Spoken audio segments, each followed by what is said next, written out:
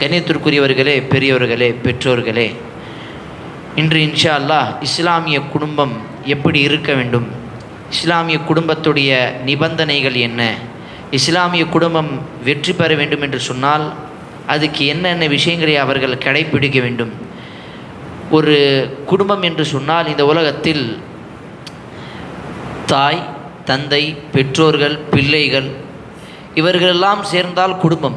ஆனால் அந்த குடும்பம் இந்த உலகத்தில் பெரும்பாலான குடும்பம் எப்படி இருக்கிறது, அவர்களுக்கு இஷ்டப்படி அந்த குடும்பத்தை அவர்கள் வாழுகிறார்கள். அந்த குடும்பத்தை அவர்கள் எப்படி நாடுகிறார்களோ அப்படிதான் அந்த குடும்பத்தை அவர்கள் அமைகிறார்கள். பொதுவாகவே முஸ்லிம்கள் ஒரு நல்ல குடும்பம் எப்படி இருக்க வேண்டும் என்று சொல்லி, ஒரு முன்மாதிரியான ஒரு குடும்பம் எப்படி இருக்க வேண்டும் என்று சொல்லி இதனை பற்றி ஆராய்த்து பேசுவதற்கோ அல்லது இதனை பற்றி தெரிந்து கொள்வதற்கோ அல்லது இது விஷயமாக பல விஷயங்கள் தேடிக்கொள்வதற்கோ எந்த விதமான ஆர்வம் காட்டுவதில்லை. என்று சொன்னால் பல குடும்பங்கள் எப்படி இருக்கும், காலையில் எழுந்திருக்கும் பொழுதே ஃபஜ்ருடைய தொழுகை இருக்காது.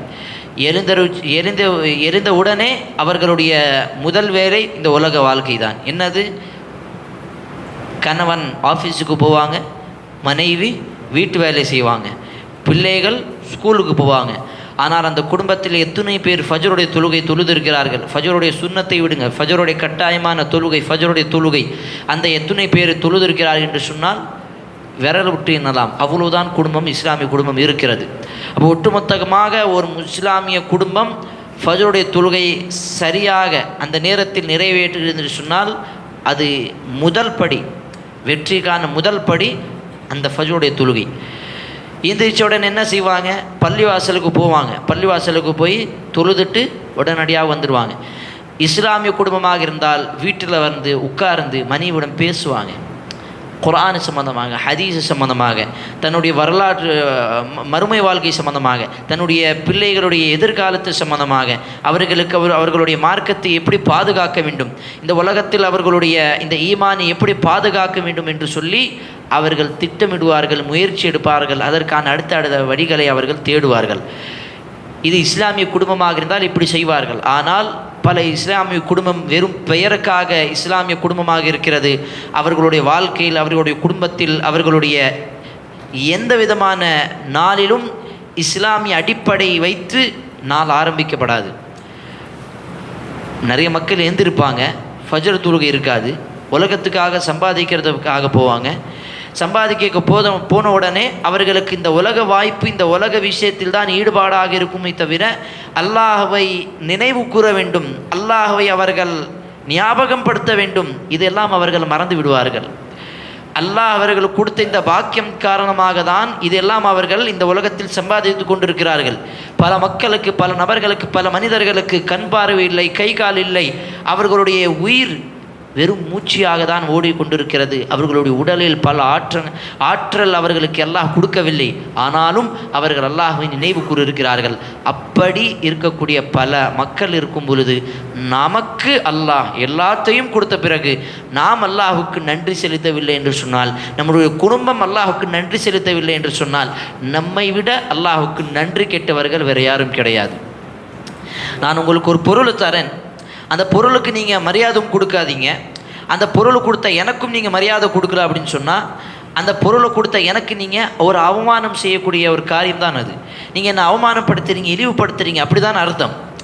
அப்போ அல்லாஹ் உங்களுக்கு உயிரை கொடுத்தான், அல்லாஹ் உங்களுக்கு சொத்து செல்வங்களை, பிள்ளைகளை கொடுத்தான், அல்லாஹ் உங்களுக்கு இந்த உலகத்தில் வாழக்கூடிய எல்லா வசதிகளையும் வாய்ப்புகளையும் அமைத்த பிறகு நீங்கள் அல்லாஹுக்கே மாறி செய்தால் அப்போ அது அல்லாஹுக்கு நாங்கள் செய்யக்கூடிய எவ்வளோ பெரிய துரோகம், எவ்வளோ பெரிய நன்றி கெடான ஒரு விஷயம். அப்போ அல்லாஹுக்கு நாங்கள் நன்றி செய்ய வேண்டும், நன்றி செலுத்த வேண்டும் என்று சொன்னால் நம்மளுடைய குடும்பத்தை நாங்கள் இஸ்லாமிய குடும்பமாக அமைக்க வேண்டும். இன்றைக்கி பல ஃபித்னாக்கள், பல குழப்பங்கள் வந்து கொண்டிருக்கிறது. எல்ஜிபிடியாக இருக்கட்டும், போதைப் பொருளாக இருக்கட்டும், விபச்சாரமாக இருக்கட்டும், அல்லது பல மக்களுக்கு இருக்கக்கூடிய அந்த போதைப் பொருள், அந்த மதுபானம், இதெல்லாம் வட்டி வியாபாரத்தில் இருக்கக்கூடிய பொய், இதெல்லாம் சேர்ந்து ஒரு மிகப்பெரிய ஒரு ஃபித்னாவுடைய காலகட்டத்தில் தான் நாங்கள் இருந்து கொண்டிருக்கிறோம். இது நமக்கும் ஆபத்து, நம்மளுடைய பிள்ளைகளுக்கும் ஆபத்து. கணவன் சிறிது நேரம் லேட்டாக வந்தால் அல்லது சிறிது நாட்கள் தூரமாக இருந்தால் மனைவி எப்படி இருக்காங்க விசாரிப்பது கிடையாது, மனைவியிடம் பேச்சுவார்த்தை கிடையாது. இந்த மாதிரி நிலைமையில் இருக்கும் பொழுதுதான் அந்த பெண்ணுக்கு இன்னொரு நபரிடம் இன்னொரு தொடர்பு உருவாகிறது. அப்போ இஸ்லாம் என்ன சொல்லுது? உங்களுடைய மனைவியிடம் நீங்கள் தொடர்பு கொள்ளுங்கள். தூரமாக இருந்தாலும் கிட்டமாக இருந்தாலும் சரி, உங்களுடைய மனைவியிடம் நீங்கள் அதிகமாக நேரத்தை செலுத்துங்கள். அப்போ இன்றைக்கி நம்ம அப்படி இருக்குமா அப்படின்னு சொன்னால் கிடையாது. அப்போ இப்படி இருக்கும் பொழுது இஸ்லாமிய குடும்பம் எப்படி வளர்ச்சி பெற்ற ஒரு நல்ல முஸ்லீம் குடும்பமாக இருக்க முடியும்? இஸ்லாமிய குடும்பம் என்று சொன்னால் அவர்களுடைய வாழ்க்கையில், அவர்களுடைய குடும்பத்தில் இஸ்லாமிய அடிப்படை சட்டங்கள் அப்படியே தெரியணும். பிள்ளைகள் ஃபஜ்ர் தொழுகைக்கு போவாங்க, பெற்றோர்கள் ஃபஜ்ர் தொழுகைக்கு எழுப்பி விடுவாங்க. பெற்றோர்கள் எல்லாம் சேர்ந்து ஃபஜ்ர் தொழுகைக்கு பிறகு வீட்டில் உட்காந்து குர்ஆனை படிப்பாங்க. இன்றைக்கி எத்தனை பெற்றோர்கள் இந்த மாதிரி செய்கிறோம் சொல்லுங்கள்? யாராவது இன்றைக்கி ஃபஜ்ர் தொழக்கூடிய நிறைய மக்களும் வெறும் ஃபஜ்ர் தொழுகைக்கு வந்து உடனடியாக தூங்கக்கூடிய சூழலை பார்க்கின்றோம். ஆனால் எத்தனை பெற்றோர்கள் பிள்ளைகளோடு உட்கார்ந்து ஃபஜ்ர் தொழுகைக்கு பிறகு குர்ஆன் ஹதீஸ் சம்பந்தமாக படித்து இது சம்பந்தமாக தன்னுடைய வீட்டில் டிஸ்கஸ் பண்ணக்கூடிய எத்தனை நபர்கள் நம்ம இருக்கிறோம், எத்தனை பெற்றோர்கள் இருக்கிறோம். ஆனால் இதையே அப்படியே நம்ம உலக வாழ்க்கைக்காக பாருங்களேன். ஒரு வாரம் ஒரு மாதம் கழித்து நம்மளுடைய பிள்ளைக்கு, நம்ம சொந்தக்காரங்களுக்கு, ஒரு உறவினர்களுக்கு ஒரு கல்யாணம். இன்றைக்கி நம்ம திட்டமிடுவோம், ஃபஜ்ர் தொழுகைக்கு தூங்க மாட்டோம். ஃபஜ்ர் தொழுகை விடுங்க, இரவிலே தூங்க மாட்டோம். அந்த மண்டபத்தை அப்படி சரி பண்ணும், அத்தனை பேருக்கு அத்தனை பத்திரிக்கை அடிக்கணும், இன்றைக்கி இந்த இடத்துல இந்த நபர்களுக்கெல்லாம் போய் சந்திக்கணும், யார் யாரை விருந்த கூப்பிடும், ஒரு லிஸ்ட்டை போடுவோம். இதெல்லாம் திட்டமிட்டு எல்லாம் உறங்காமல் அவர்களெல்லாம் ஃபஜ்ரும் தொழுகாமல் அப்படியெல்லாம் திட்டமிடுவார்கள். எதற்காக? இந்த உலகத்துக்காக தான். ஆனால் அப்படியே நம்மளுடைய உலக வாழ்க்கையை விட்டு ஒரு மறுமை வாழ்க்கைக்காக, இந்த இஸ்லாத்துக்காக நாங்கள் எவ்வளோ முயற்சி எடுக்கின்றோம். வெளியூருக்கு போகணும், சஃபருக்கு போகணும், ஃப்ளைட்டை பிடிக்கணும், இரவு நேரம் தூங்குவோமா? இரவு நேரத்தில் ஃபஜ்ருடைய நேரத்தில் நமக்கு 4 மணிக்கு 5 மணிக்கு ஒரு ஃப்ளைட் இருக்குதுன்னா இரவு நேரத்தில் தூங்குவோமா? அப்படி தூங்கினாலும் சீக்கிரமாக தூங்குவோம், சீக்கிரமாக எழுந்திப்போம். அப்போ உலக வாழ்க்கைக்காக நாம் செய்யக்கூடிய முயற்சிகள் வேறு. ஆனால் அல்லாஹுக்காக, அல்லாஹுடைய மார்க்கத்திற்காக, இந்த இஸ்லாத்துக்காக செய்யக்கூடிய நம்மளுடைய முயற்சி மிகவும் குறைவாக இருக்கிறது. அப்போ நாம் என்ன இஸ்லாமிய குடும்பத்தை உருவாக்கின்றோம்? வெறும் பெயருக்காக இஸ்லாமிய குடும்பமாக தான் இருக்கிறது. பெயர் முஹம்மத், அப்துல்லா, சல்மான், ஜாபிர், இப்படி தான் பெயர். இதான் இஸ்லாமிய குடும்பமா? வெறும் பெயர் வைத்து இஸ்லாமிய குடும்பமாக ஆக முடியாது. இஸ்லாத்துடைய சட்டங்கள் அவருடைய வீட்டுகளில் நடைபெற வேண்டும்.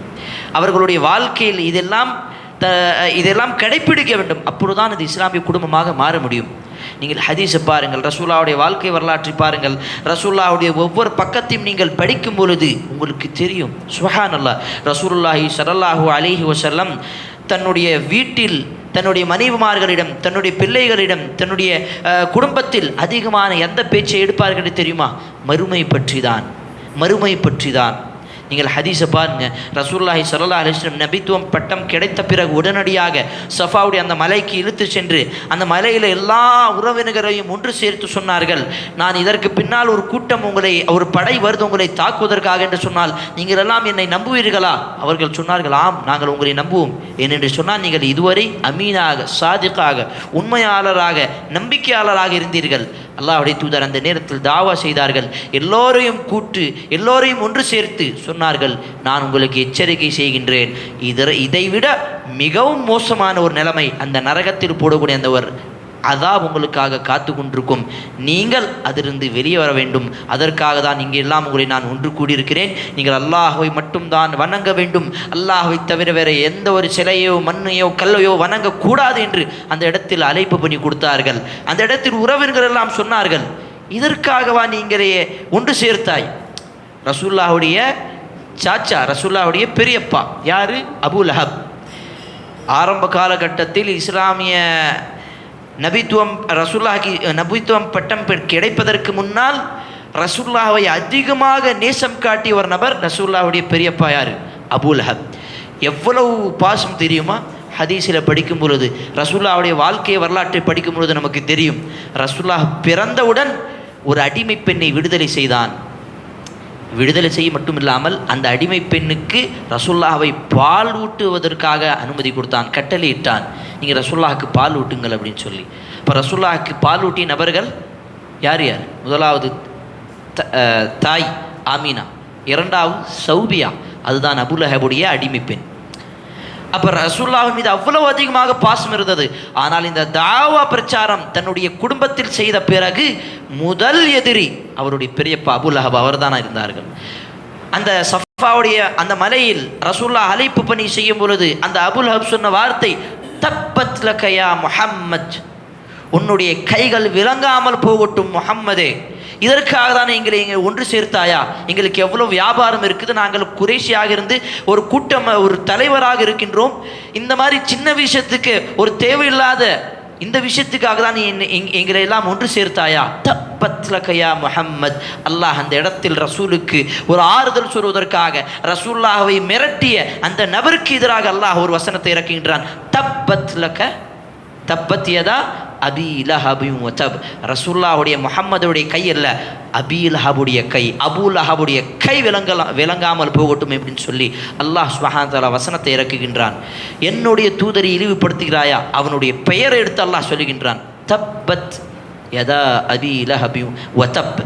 அப்போ அபூ லஹப் என்ற பெயரை எடுத்து அல்லாஹ் அவனை சபித்து விட்டான். எதற்காக? அல்லாஹ்வுடைய தூதர் தன்னுடைய உறவினர்களில், குடும்பத்தில், சொந்தக்காரர்களில் அழைப்பு பணி செய்தார்கள், ஆனால் அதுக்கு எதிர்ப்பு தெரிவித்தான். இப்போ இந்த சம்பவத்தில் நமக்கு தெரியக்கூடிய விஷயம் என்ன தெரியுமா? நமக்கு இந்த இஸ்லாம் கிடைத்த பிறகு உடனடியாக நாங்கள் செய்யக்கூடிய மிக முக்கியமான ஒரு காரியம், உறவினர்கள், குடும்பத்தார்கள் எல்லாத்தையும் ஒன்று சேர்த்து ஒரு தாவா மீட்டிங் வைக்கணும். இப்போ இத்தனை நபர்கள் இருக்கிறாங்க, எத்தனை முஸ்லீம்கள் இந்த மாதிரி அழைப்பு பணியில் ஈடுபட்டு இருக்கிறாங்க சொல்லுங்க பார்ப்போம். வீடு கட்டுறோம், எத்தனை பேரை கூட்டுறோம், விருந்தாளி கூப்பிட்றோம், ஒரு குடும்பம் ஃபங்க்ஷன் இருக்குது, ஒரு கல்யாணம் நடக்குது, எத்தனை சொந்தக்காரங்களை கூப்பிட்றோம். ஆனால் இதே அழைப்பு பணிக்காக நாங்கள் கூப்பிட்டுருப்போமா? நீங்கள் ஷிர்கில் இருக்கீங்க, நீங்கள் தரகால் இருக்கீங்க, நீங்கள் அல்லாஹ் விட்டு வேற யாரையும் வணங்கிட்டு இருக்கீங்க, நீங்கள் இதை இஸ்லாத்துக்காக வர வேண்டும் என்பதற்காக ஹிக்மத்தோடு அவர்களை ஒன்று சேர்த்து அந்த நேரத்தில் நாங்கள் எத்தனை குடும்பத்தார் உறவினர்களுக்கு இந்த தாவா பணியை செய்திருக்கிறோம். முதலில் அல்லாஹ்வுடைய தூதர் யாருக்கு தாவா எடுத்து வைத்தார்கள் தெரியுமா? ஹீரா குகையில் வந்த இக்ரா பிஸ்மி ரப்பிக்கல் லதீ ஹலக் அந்த வசனம் நேரடியாக ரசூலுல்லாஹ்வுடைய வீட்டுக்கு தான் வந்து சேர்ந்தது. மக்காவுக்கு அப்புறம் தான் போனது, முதல் ரசூலுல்லாஹ்வுடைய வீட்டுக்கு வந்தது. முதல் இஸ்லாமிய இந்த இஸ்லாத்தை ஏற்ற பெண்மணி தான் ஹதீஜா ரதியல்லாஹு அன்ஹா, ரசூலுல்லாஹ்வுடைய மனைவி தான். எந்த விதமான ஒரு பேச்சு கிடையாது. ரசூலுல்லாஹ் சொல்லிவிட்டார்கள், கணவன் சொல்லிவிட்டான், உடனடியாக கீழ்ப்படிந்தார்கள், இஸ்லாத்தை ஏற்றுக்கொண்டார்கள், ஒரு முஸ்லிமான பெண்ணாக சஹாபியாக மாறிவிட்டார்கள். அந்த இஸ்லாமிய குடும்பத்தை அல்லாஹ்வுடைய தூதர் எப்படி வளர்த்தார்கள் பாருங்கள். ரசூலுல்லாஹ்வுடைய வாழ்க்கையில் அதிகமான வீட்டில் நடந்த சம்பவங்கள் எப்படி இருக்கும் தெரியுமா? மறுமை பற்றி தான் பேசுவார்கள். நீங்கள் ஹதீஸை எடுத்து பாருங்கள், மறுமை பற்றி வரக்கூடிய ஹதீஸுகள் எல்லாம் யார் அறிவிப்பாங்க தெரியுமா? அதிகமான ஹதீஸுகளை அறிவித்த யார் தெரியுமா? ஆயிஷா ரதியல்லாஹு அன்ஹா. காரணம் என்ன? ரசூலுல்லாஹ் ஆயிஷா ரதியல்லாஹு அன்ஹா அவர்களோடு இருக்கும்பொழுது அதிகமான பேச்சு எதை பேசுனாங்க? மறுமை பற்றி தான். ஹதீஸில் நம்ம படிச்சிருப்போமே, ரசூலுல்லாஹ் சொல்கிறாங்க, நாளை மறுமையில் எல்லா நபர்களும் ஆடை இல்லாமல் எழுப்பப்படுவார்கள். அந்த நேரத்தில் ஆயிஷா ரதியல்லாஹு அன்ஹா அவர்கள் தான் கேள்வி கேட்டார்கள், யா ரசூலல்லாஹ், ஆண்கள் பெண்கள் இருவரும் அப்படி தான் எழுப்பப்படுவார்கள் என்று சொன்னால் பெண்கள் உடைய மறைவான உறுப்புகள் ஆண்கள் பார்ப்பார்களே அப்படின்னு சொல்லும் பொழுது அல்லாஹ்வுடைய தூதர் சொன்னார்கள், அந்த நேரம் உடல் உறுப்புகளை பார்க்கக்கூடிய நேரமாக இருக்காது. அந்த நேரத்தில் அந்த காமம், அந்த ஒரு வெறி, அந்த ஒரு ஆசை எதுவும் இருக்காது. என்னுடைய நிலைமை என்ன இருக்கும்? நான் எப்படி இந்த சொர்க்கத்தில் செல்லுவேன்? அப்படிதான் எல்லா மனிதர்களும் கதறுவார்கள். முன்னாடி 500 பெண்களும் துணி இல்லாமல் ஆடை இல்லாமல் இருந்தாலும் சரி, அவர்களை பார்க்காமல் என்னுடைய நிலைமை என்ன இருக்கும் என்று சொல்லிதான் கத்தி கதறுவார்கள் என்று அல்லாஹ்வுடைய தூதர் சொன்னார்கள். ஆயிஷா ரலியல்லாஹு அன்ஹா அவர்கள் அழுது விட்டார்கள். சுப்ஹானல்லாஹ். அப்போ எவ்வளவு மறுமையுடைய பயத்தோடு அல்லாஹ்வுடைய தூதர் தன்னுடைய குடும்பத்தை எடுத்து சென்றார்கள் என்று பார்க்கலாம். அல்லாஹ் சுப்ஹானஹு வ தஆலா திருமதி குர்ஆனிலே கூறுகின்றான், 67வது அத்தியாயத்தில் சூரத்து தஹ்ரீமுடைய அத்தியாயத்தில் அல்லாஹ் கூறுகின்றான், யா அய்யுஹல்லதீன ஆமனு, ஈமான் கொண்ட மக்களே, கூ அன்ஃபுஸக்கும் வ அஹ்லீக்கும் நாரா, நீங்களும் உங்களுடைய குடும்பத்தாரையும் அந்த நரக நெருப்பிலிருந்து காப்பாற்றிக் கொள்ளுங்கள். நானும் என்னுடைய குடும்பத்தில் இருக்கக்கூடிய என்னுடைய மனைவி, பிள்ளைகள், பெற்றோர்கள் இவர்கள் எல்லாத்தையும் நான் நரக நெருப்பிலிருந்து காப்பாற்ற வேண்டும். அதற்காக நான் என்ன முயற்சி எடுத்தேன்? கேள்வி சகோதரர்களே. என்னுடைய பிள்ளை ஃபஜ்ர் தொழாமல் இருக்கிறான், நான் கேள்வி கேட்டிருக்கேனா? யோசித்து பாருங்க. என்னுடைய பையன் பாட்டு கேட்டு தவறான ஆடையை அணிந்து தவறான பெண்ணுடன் தவறான ஒரு தொடர்பு வைத்திருக்கிறான், எப்பயாச்சும் நான் கேட்டிருக்கேனா? என்னுடைய பையன் ஃபோனில் என்னென்ன வீடியோக்கள் இருக்குது, என்னென்ன விஷயங்களை அவன் செய்து கொண்டிருக்கிறான், எப்பயாவது ஆராய்ச்சி பார்த்துருப்போமா? என்னுடைய மனைவி ஒரு ஒழுக்கமான பெண்ணாக இருக்கிறாளா, தொழுகின்றாளா, இதை நாம் எப்பயாச்சும் கேள்வி கேட்டிருப்போமா? இது அப்படியே வீட்டில் ஒரு உலகம் ரீதியாக ஒரு விஷயம் நடக்கட்டும், உடனடியாக கேள்வி வரும். இங்கே ஒரு 500 ரூபா வச்சுருந்தேன், எங்கே போச்சு? கேள்வி கேட்குறோமா இல்லையா? ஃபஜ்ர் ஏன் துருல, வந்த உடனே தூங்கிட்டான், குரான் ஏன் படிக்கலை, அவனுக்கு ஏன் மதரசாக்கு இன்னும் அனுப்பலை? இந்த மாதிரி கேள்வி நம்ம எப்பயாவது கேட்டிருப்போமா? அப்போ என்ன இஸ்லாமிய குடும்பமாக நாங்கள் இருக்கிறோம்? இஸ்லாமிய குடும்பம் என்று சொன்னால் எல்லா கட்டங்களிலும் எல்லா இடத்திலும் ஒவ்வொரு நாளும் இஸ்லாமிய சட்டங்களை நாங்கள் பயன்படுத்த வேண்டும், அமல்படுத்த வேண்டும். அப்பொழுதுதான் நாங்கள் இஸ்லாமிய குடும்பமாக மாற முடியும். நம்மளுடைய கல்யாணம் ரசூல்லாவுடைய வாழ்க்கையில் ரசூல்லா எப்படி நமக்கு கற்றுக் கொடுத்தார்களோ அந்த அடிப்படையில் இல்லை. சொத்து பிரிக்கக்கூடிய அந்த பாகம் பிரிவு அதுவும் ரசூல்லாவுடைய கற்றுக் கொடுத்த முறையில் இல்லை. நம்மளுடைய தொழுகை அதுவும் கிடையாது. அப்போ எதுதான் ரசூல்லா கற்றுக் கொடுத்த முறையில் இருக்குது அப்படின்னு சொன்னால் ஏதாவது ஒரு நெஞ்சு கொஞ்சம் ஒரு 2 விஷயங்கள் தான் இருக்கும். அப்போ இதுதான் நாங்கள் முஸ்லீம்கள் வாழ்ந்து கொண்டிருக்கிறோம். எல்லா முஸ்லீம்களும் தன்னுடைய குடும்பத்தை பாதுகாத்து இஸ்லாத்தை இருக்கக்கூடிய சட்டங்களை அமல்படுத்தினால் எல்லா முஸ்லீம்களும் எல்லா ஃபித்னாக்களிலிருந்தும் காப்பாற்றப்படுவார்கள். என்னுடைய வீட்டில் நடக்கக்கூடிய பிரச்சனைகளை நான் சரி செய்தால் போதும், முயற்சி எடுக்கணும். அல்லாஹ்வுடைய தூதர் ஸல்லல்லாஹு அலைஹி வஸல்லம் எவ்வளவு முயற்சி எடுத்தார்கள்.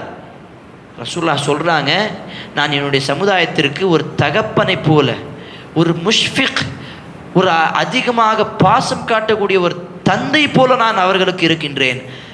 அவர்கள் எப்படிப்பட்டவர்கள்? ஒரு நெருப்பில் அந்த பூச்சி போகுது, அந்த நெருப்பை ஒரு வெளிச்சமாக நினச்சி அந்த பூச்சி இல்லாமல் அதுக்கிட்ட போயிட்டு இருக்குது, அதெல்லாம் நான் தடுக்கின்றேன். ஆனால் அவர்களோ இதுதான் வெளிச்சம் என்று அந்த நெருப்பில் போகிறாங்க. இப்போ என்னுடைய வேலையை நான் எவ்வளோ முயற்சி எடுக்கின்றேன். ரசூலுல்லாஹி ஸல்லல்லாஹு அலைஹி வஸல்லம் ரொம்ப கவலைப்பட்டாங்க. என்னுடைய குடும்பத்தார், என்னுடைய உறவினர்கள் இவர்களெல்லாம் இஸ்லாத்தை ஏற்றுக்கொள்ளவில்லையே. யோசித்து பாருங்கள், 10வது நபவி ரசூலுல்லாஹ் நபித்துவம் பட்டம் கிடைத்த ஒரு 10 வருடங்களுக்கு பிறகு ரசூலுல்லாஹ்வை முழுமையாக அவர்களை பாதுகாத்து உதவி செய்து எல்லா நேரத்திலும் எல்லா கஷ்டங்களுக்கும் ரசூலுல்லாஹ்வுக்கு கூட நின்று வேலை செய்த அவர்களுடைய பெரிய தந்தை அபூ தாலிப் அவர்கள் இஸ்லாத்தை ஏற்றுக்கொள்ளவில்லை. அவர்கள் இஸ்லாத்தை ஏற்றுக்கொள்ள வேண்டும் என்பதற்காக மரண நேரத்தில் அந்த கடைசியான அந்த நேரத்திலும் அவர்களோடு இருந்தார்கள். என்னுடைய தந்தையே ஒரே ஒரு கலிமாவை சொல்லிவிடுங்கள், லா இலாஹ இல்லல்லாஹ், அல்லாஹை தவிர வணக்கத்திற்கு இறைவன் வேற யாரும் கிடையாது, ஒரு வார்த்தை சொல்லுங்கள், அஹாஜுக், நான் அல்லாஹ்விடம் போராடுவேன், நான் அல்லாஹ்விடம் சண்டை போடுவேன், யா அல்லாஹ் உன்னை தவிர வேற யாரையும் வணங்க மாட்டேன் என்று உறுதி எடுத்தார்கள். கடைசி நேரத்தில் அவனுக்கு சொர்க்கத்தை கொடு யா அல்லாஹ் அப்படின்னு நான் போராடுவேன், ஒரே ஒரு முறை இந்த வார்த்தை சொல்லிவிடுங்கள். ஆனால் என்ன நடந்தது? ஷைத்தான் அந்த நேரத்தில் அபூ ஜஹலுடைய ரூபத்தில் வந்து அவர்கள் திசை திருப்பி விட்டான். அவர்கள் அந்த வார்த்தையை சொல்லவில்லை. நான் என்னுடைய தந்தை என்னுடைய மூதாதையர்கள் செய்த அதே கொள்கையில் இருந்துதான் மரணிப்பேன் என்று பிடிவாதமாக அவர்கள் மரணித்தார்கள். அல்லாஹுடைய தூதருக்கு மிக அதிகமான மன அழுத்தம், மன கஷ்டம். இவ்வளவு கூட இருந்து ரசூலுல்லாஹ்வோடு இருந்து அவர்களுக்கு இந்த இஸ்லாம் கிடைக்கவில்லையே. அல்லாஹுடைய தூதர் ரொம்ப நொந்து போயிட்டாங்க, ரொம்ப கஷ்டப்பட்டாங்க. அல்லாஹ் இந்த இடத்தில் வசனத்தை இறக்குகின்றான். சூரத்து நஹலுடைய வசனம், இன்னக லா மன் அஹ்பப்த இன்னக லா தஹ்தி மன் அஹ்பப்த வலக்கின்னல்லாஹ யஹ்தி மன் யஷா. நீங்கள் விரும்பக்கூடிய மக்களுக்கெல்லாம் நாங்கள் நேர்வழியை கொடுக்க முடியாது. அல்லாஹ் யாரை விரும்புகின்றாரோ அவர்களுக்கு தான் இந்த நேர்வழி கொடுக்க முடியும். இப்போ சிந்தித்து பாருங்கள், நமக்கு இந்த நேர்வழி கிடைத்திருக்கிறது என்று சொன்னால் அந்த அபூ ஜஹல், அந்த அபூ லஹபை விட நாங்கள் பாக்கியசாலிகள். அல்லாஹ் நமக்கு இந்த அருட்கொடை தந்திருக்கிறான். நாளை மறுமையில் நரகத்திலிருந்து சொர்க்கத்திற்கு செல்லக்கூடிய ஒரு டிக்கெட் அல்லாஹ் நம்ம கையில் இந்த இஸ்லாம் மூலமாக கொடுத்து விட்டான். அதை நாங்கள் சரியாக பயன்படுத்தவில்லை என்று சொன்னால் இதே அருட்கொடை நமக்கு சோதனையாக வந்து நரகத்தில் செல்லக்கூடிய ஒரு வாய்ப்பாக அமையும். அல்லாஹ் பாதுகாக்க வேண்டும். அல்லாஹ் என்ன சொல்லுகின்றான்? கூ அன்ஃபுஸக்கும் வ அஹ்லீக்கும் நாரா, உங்களையும் உங்களுடைய குடும்பத்தாரையும் அந்த நரக நெருப்பிலிருந்து காப்பாற்றிக் கொள்ளுங்கள். அல்லாஹ் அந்த இடத்தில் பயமுறுத்துகின்றான். வகூதுஹன் நாஸ் வல் ஹிஜாரா, அந்த நரகத்துடைய எரிபொருள் இந்த மனிதர்களும் கல்லும் தான்.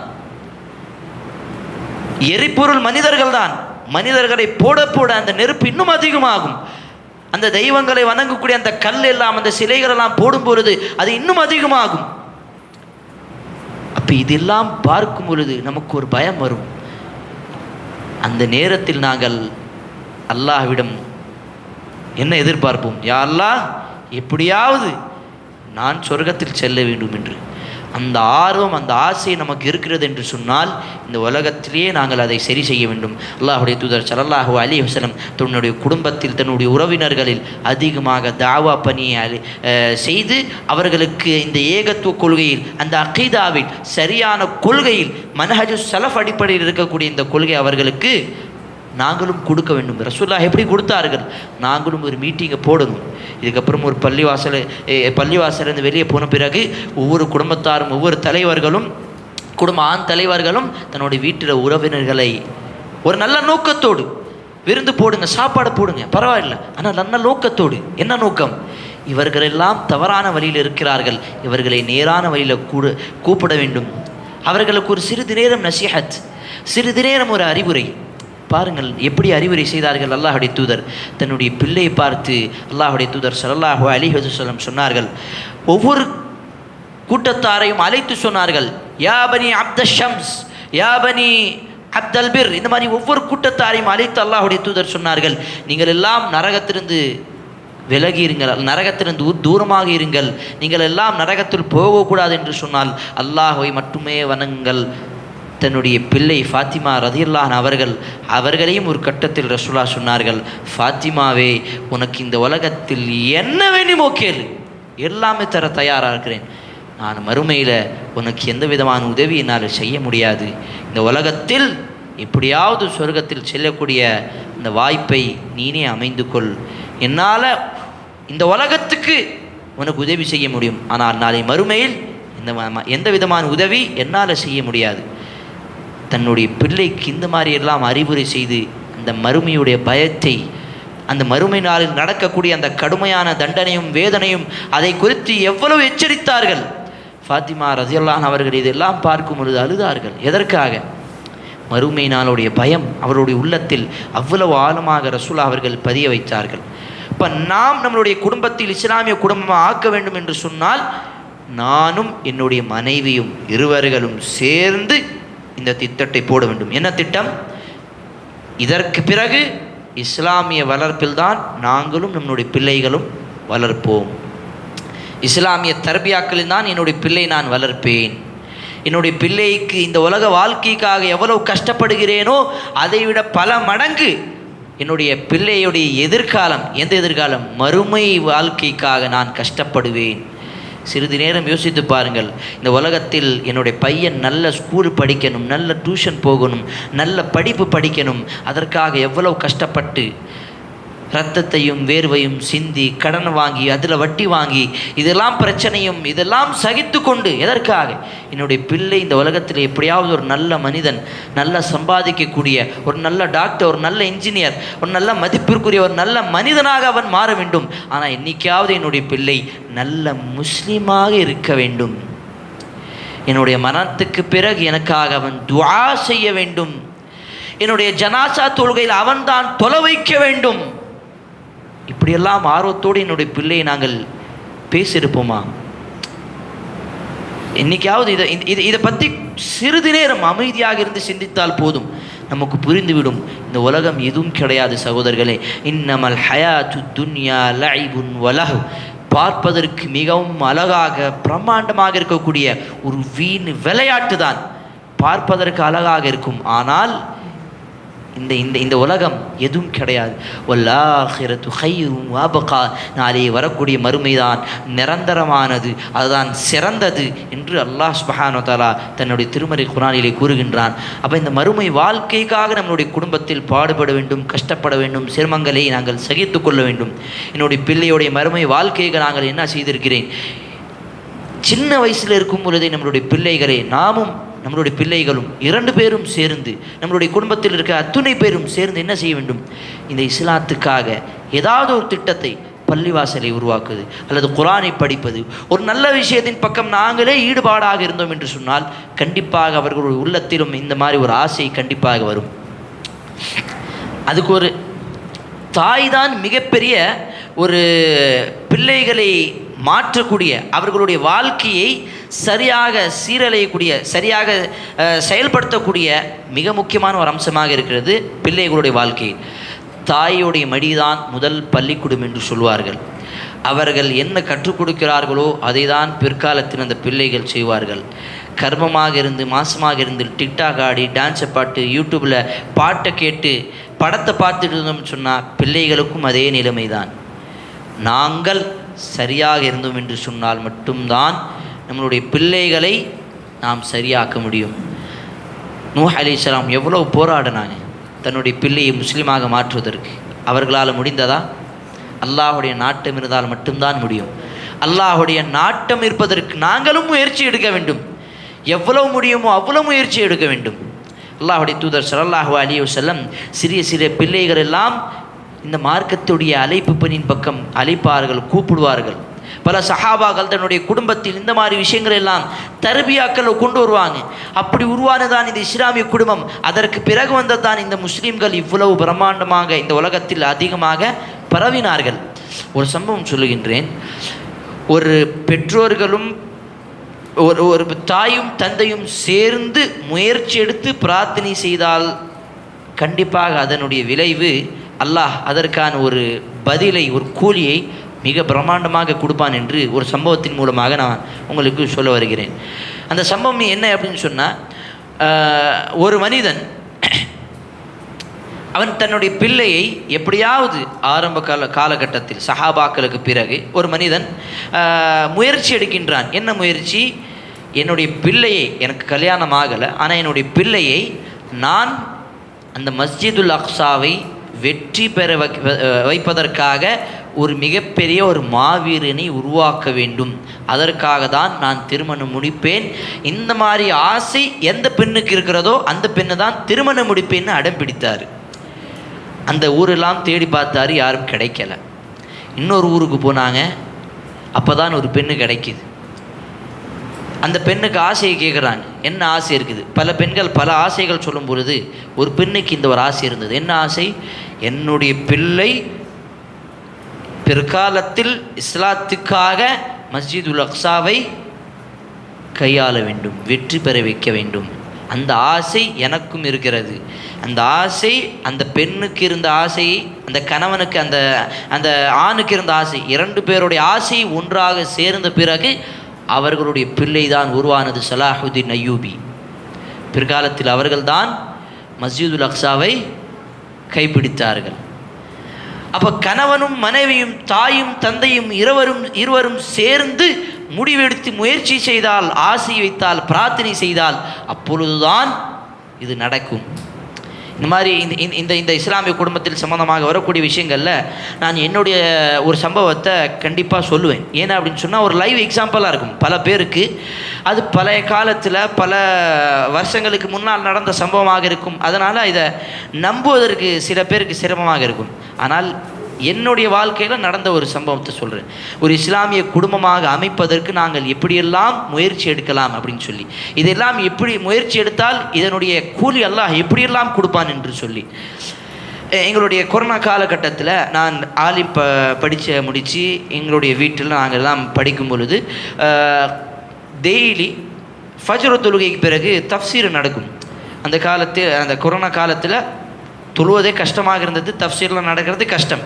இப்போ எங்களுடைய வீட்டில் என்னுடைய தந்தை பள்ளிக்கு தொழுத பிறகு வீட்டில் பிள்ளைகள் எல்லாம் உட்கார்ந்து கொண்டு நான் குரானை படிப்பேன், என்னுடைய தந்தை விளக்கம் சொல்வார், அதனுடைய விளக்கம் ஏதாவது இன்னும் இருந்தால் ஹதீஸின் மூலமாக நான் சொல்வேன். இதை சம்பந்தமாக ஒவ்வொரு ஹதீஸாக ஒவ்வொரு விஷயமாக நாங்கள் எல்லாம் படிப்போம், தெரிந்து கொள்வோம்.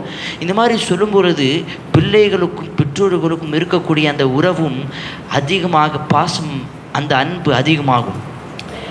அப்படி பார்க்கும் பொழுது தான் நிறைய விஷயங்கள் எனக்கும் தெரிய வந்தது. இப்படியெல்லாம் பெற்றோர்கள் நினைக்கிறார்கள், இப்படியெல்லாம் பார்க்கிறார்கள் அப்படின்னு சொல்லி.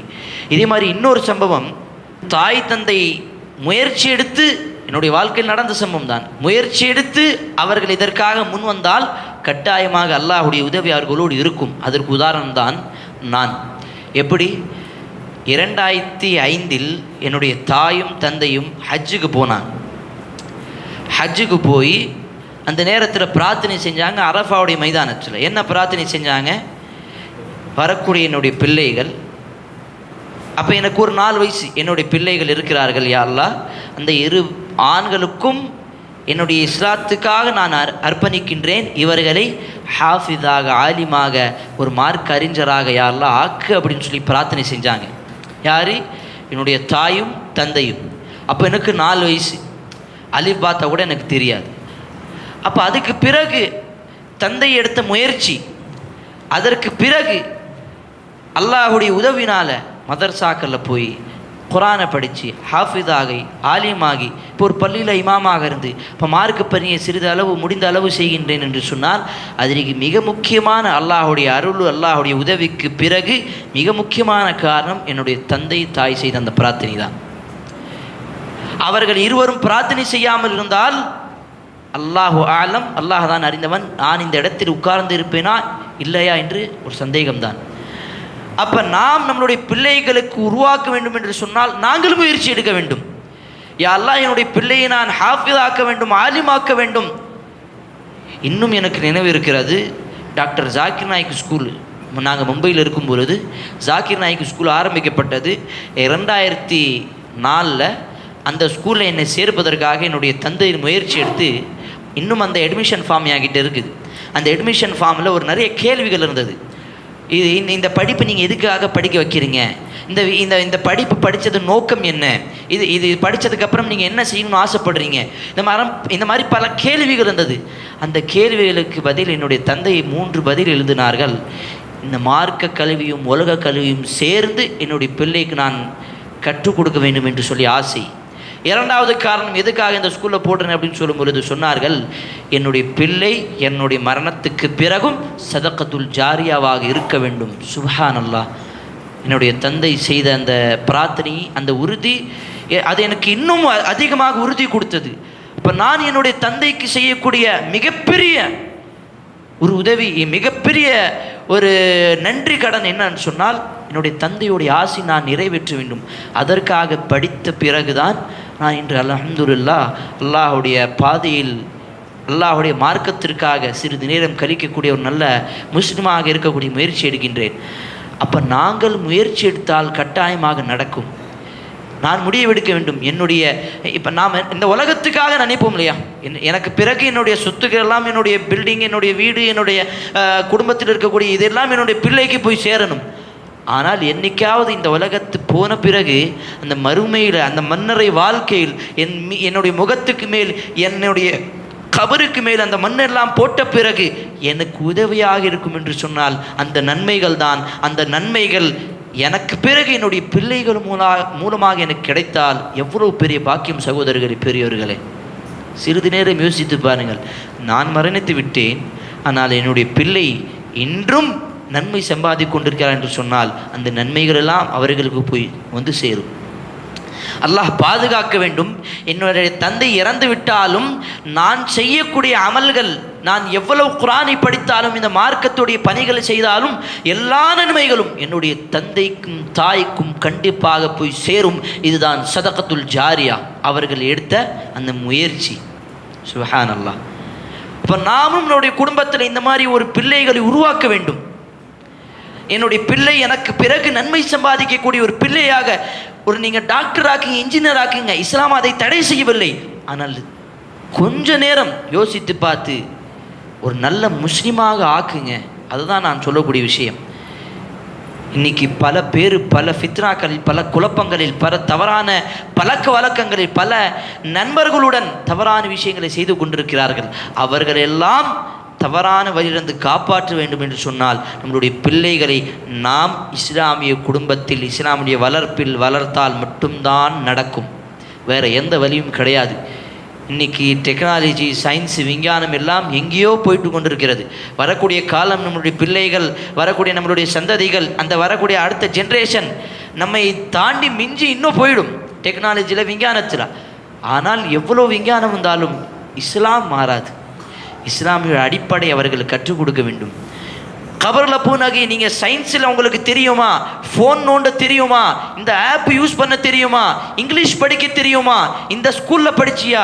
இன்ஜினியரா, டாக்டரா? அல்லாஹ் மலக்குமார்கள் கேட்க மாட்டார்கள். மன் ரப்புக், உன்னுடைய இறைவன் யார் தான் கேள்வி கேட்கப்படும். அந்த நேரத்தில் எனக்கு சயின்ஸ் தான் தெரியும், மார்க்கம் தெரியாது சொல்ல முடியுமா? நான் ஸ்கூலுக்கு தான் போனேன், மதரசாக்கு போல சொல்ல முடியுமா? எனக்கு பல ஆசிரியர்கள் தெரியும், ஆனால் இமாம்கள், குரான்களும் இதெல்லாம் எனக்கு தெரியாது என்று பதில் சொல்ல முடியுமா?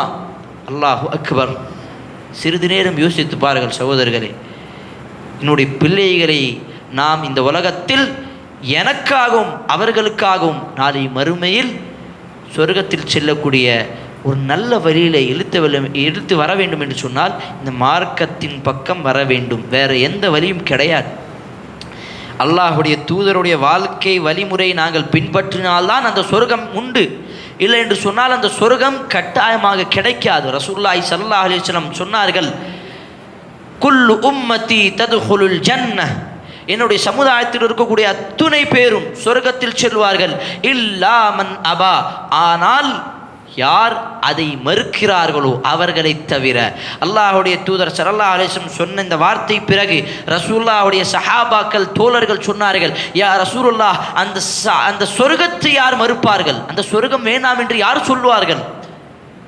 ரசூலுல்லாஹ் சொன்ன பதில் என்ன தெரியுமா? என்ன பதில் சொன்னார்கள் தெரியுமா? மன் அத்தாஅனி தஹலல் ஜன்னஹ் வ மன் அஸானி தஹலன் நார். யார் என்னை பின்பற்றுகிறார்களோ அவர் சொர்க்கத்தில் செல்வார். யார் என்னை புறக்கணித்து வேறு வழிக்கு செல்கிறார்களோ அவர்கள் நரகத்தில் செல்வார்கள். சுப்ஹானல்லாஹ். இப்போ இந்த விஷயம் நமக்கு என்ன சொல்லுகிறது? ரசூலுல்லாஹுடைய சுன்னாவை பின்பற்றினால் மட்டும்தான் நமக்கு சொர்க்கம் உண்டு.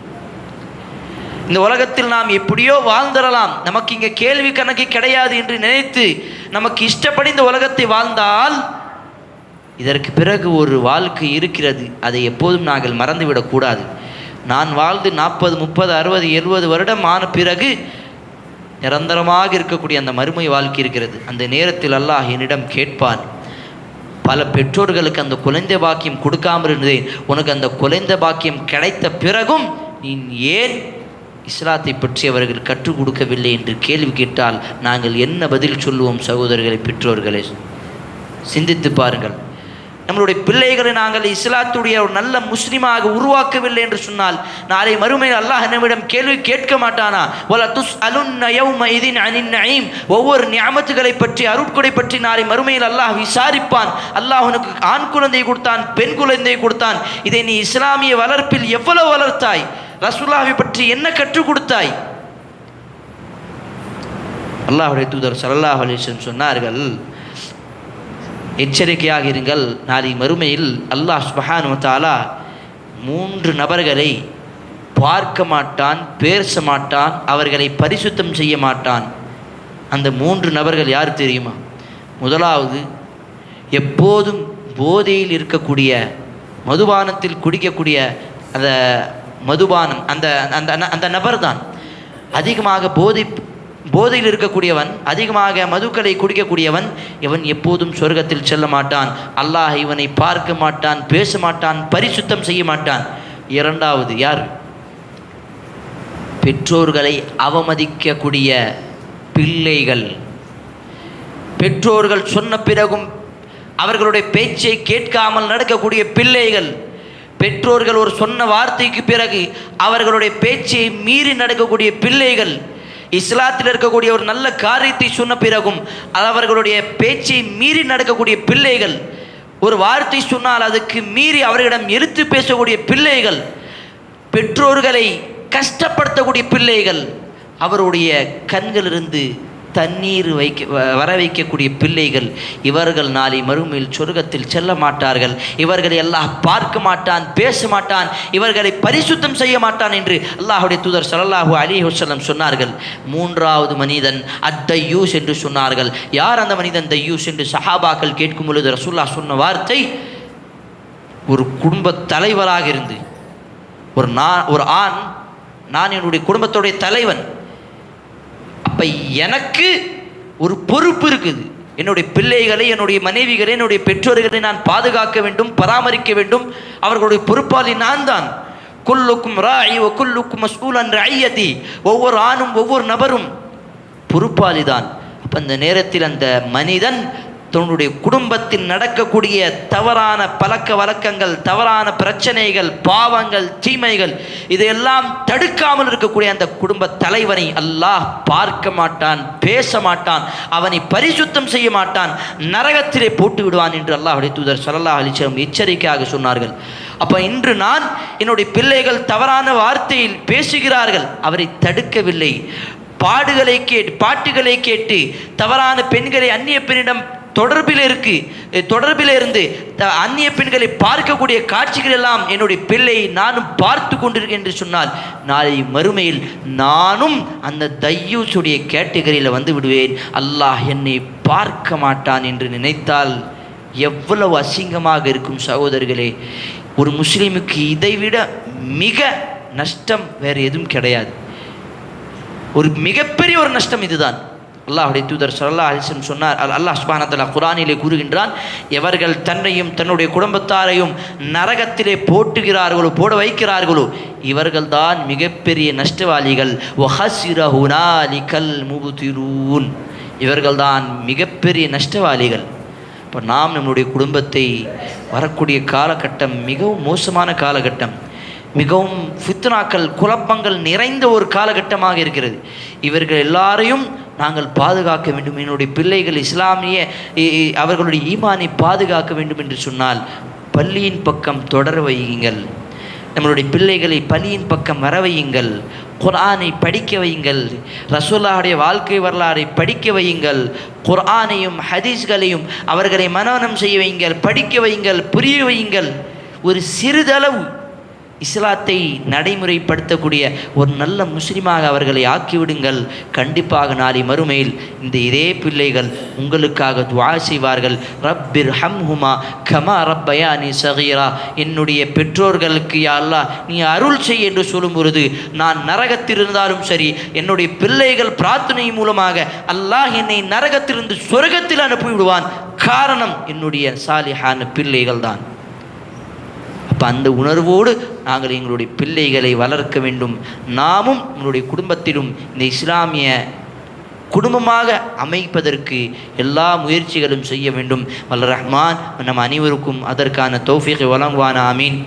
وأقول قولي هذا وأستغفر الله لي ولكم ولسائر المسلمين من كل ذنب فاستغفروه إنه هو الغفور الرحيم. السلام عليكم.